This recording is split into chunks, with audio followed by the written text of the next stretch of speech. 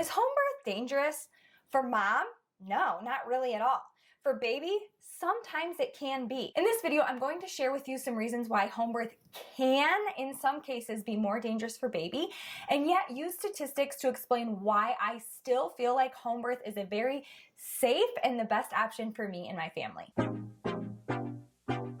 Hey everybody, I'm Dr. Nicole. I am not only a pelvic floor physical therapist, but I am also a mom expecting baby number 3 come end of June, and I just cannot wait for that. I wanted to let you know that as always, I am here to educate you on some holistic options that you'll have for your birth, but this video is in no way meant to tell you what is the best birth plan, best birth location for you. Ultimately, you and your family have to decide based on the facts that you have what's going to be the best decision for you and your family. And also I wanted to say that all the research and all the statistics that I'm going to be sharing in this video are from the ACOG website or research articles directly, and they will all be linked in the description below if you have any interest in checking those out. Let's talk about mom. For those of you worried about mom's safety or mom dying during childbirth, I want to let you know that there is no research, no evidence that says that a low-risk mom with a low-risk pregnancy is in danger of dying during childbirth or during her labor and delivery if she delivers her baby at home. There was actually a study done pretty recently here in the United States that included 17,000 moms that gave birth at home.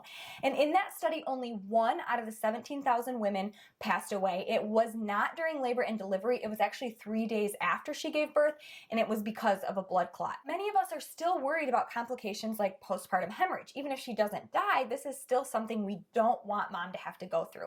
So I want to bring up 2 big things about postpartum hemorrhage that most people are not aware of. Number 1, postpartum hemorrhage in some places is considered the loss of 500 milliliters of blood.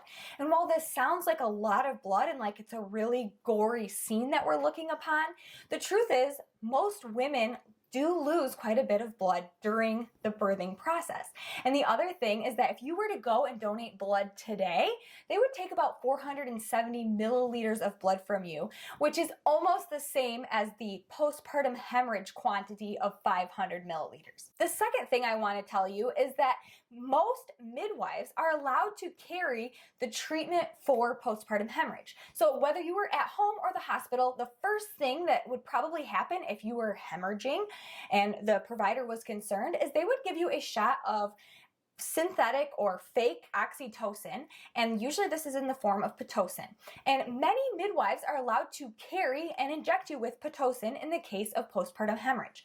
Now, of course, if there were additional concerns beyond the bleeding and you weren't feeling well or your vital signs were not in the right place because of the bleeding, then for sure you could transfer to the hospital, get transfusion if needed or other medical treatment that you might need. But many midwives are able to give you that initial emergency treatment that you would get whether you were at home or the hospital, and that would give you enough time to safely get to the hospital. Now, of course, this depends on the place that you live, whether that's legal for midwives to do or not. So I highly encourage you, if you are considering a home birth, to talk with your midwife about what is legal in this place. Are you allowed to do treatment for postpartum hemorrhage, and if so, what is that treatment?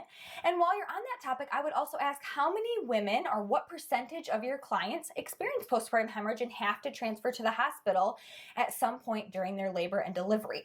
This is something that you need to feel really, really comfortable with because this is one of the biggest concerns for you. So make sure you have that conversation with your specific midwife. Now, I hope I've convinced you that home birth is not more life-threatening to mom than a hospital birth, but there are actually some researched benefits to home birth over a hospital birth. First of all, the C-section rates are much, much lower for those women planning to have a home birth. There is a 5.1% chance of needing a C-section if you're planning a home birth, compared to a 31% chance of C-section if you were to give birth at the hospital. FYI, C-section actually is a known risk factor for postpartum hemorrhage. There are actually lower episiotomy rates as well for those planning to have a home birth. That means that this skin in between the opening to your vagina and your anus, there is going to be less chance they will have to cut that to get your baby out. There's also less chance of needing a vaginal operative delivery, which basically means less chance they will use forceps or vacuum to get your baby out during the pushing phase. There's also less risk of being induced for labor or any forms of augmentation or tools being used to speed up your labor, such as Pitocin or Cytotec or other things that are meant to induce labor if you're planning to have a home birth. And finally, there will be less chance you will need continuous fetal monitoring during the birthing process, which gives you more freedom to move around, hopefully speed up labor, and just make you a lot more comfortable during the laboring process. If you're finding this information helpful or valuable in any way, I would love if you would hit the like button. It really will help it spread to more moms that are looking for answers to these same questions. Let's talk about our baby's safety. We all know that their safety, health, and well-being is just as, if not more important than our own during the birthing process.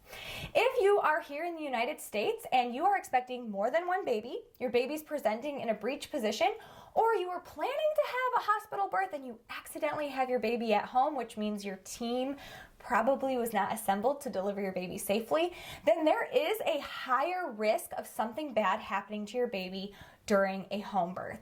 At least here in the United States, there just is not the evidence to support that home birth is just as safe as hospital birth in these situations. However, if you are someone having a low-risk pregnancy, you're only expecting one baby, your baby is head down, and delivery is between 37 and 42 weeks of gestation, then there is a very, very low risk of something happening to your baby during the birthing process, and it's actually very, very comparable to the risk of something happening to them at the hospital. Let me give you some examples of that. The amount of babies that pass away during the laboring and delivery process at the hospital is 0.4 out of 1,000 babies, compared to the amount of babies that die during the birthing process during a home birth, which is 1.3 out of 1,000 babies.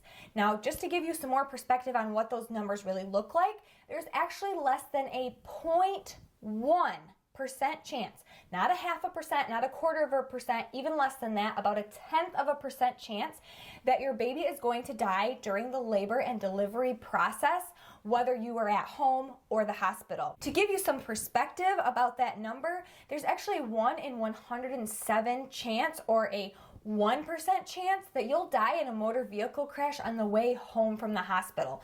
So delivering your baby, whether at home or the hospital, is much, much less risky for your baby than just driving home from the hospital. Now, of course, the risk of something happening to your baby does not stop or end the moment they are born. So they did even more research to compare hospital birth and home birth, and in the first 28 days of life, they found that 0.17 out of 1,000 babies passed away in the first 28 days, compared to 0.76 out of 1,000 that passed away after a home birth.